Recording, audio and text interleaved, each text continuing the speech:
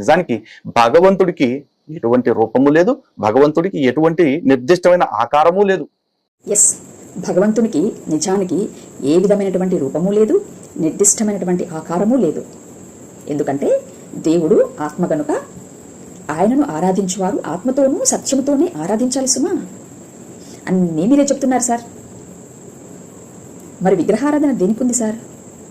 ఏ విధమైనటువంటి రూపము లేదంటారు, మళ్ళీ విగ్రహారాధనను బలపరుస్తున్నారు. విగ్రహారాధన వేదం ఎక్కడైనా చెప్పిందా? పోనీ వేద సారము అయినటువంటి భగవద్గీత చాలు సార్ మనకి. అన్ని వేదాలు సముద్రమంత సబ్జెక్టు మనం చదవలేము. భగవద్గీతలో ఎక్కడైనా విగ్రహాన్ని ఏ శ్లోకమైనా ప్రోత్సహించిందా?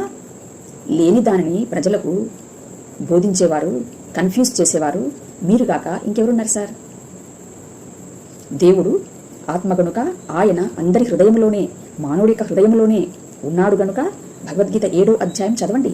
చక్కగా నిదానంగా చదవండి సార్. బైబిల్ చదవద్దు, భగవద్గీతనే చదవండి. మానవుడి యొక్క హృదయంలోనే ఉండేటువంటి పరంధాముని కనుగొనలేక మానవుడికి బయట ఉండేటువంటి విగ్రహాల వెంట పరిగెత్తుతున్నారు. ఏమో మీ ఇష్టం సార్. ఎందుకంటే అజ్ఞాన వశమున ఉన్నటువంటి వారిని అక్కడే స్థిరపరుస్తాడు ఆయన.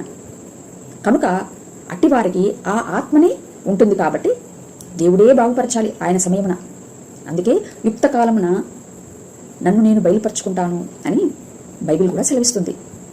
అంతవరకు వేచి చూద్దాం. థ్యాంక్ యూ, నమస్తే.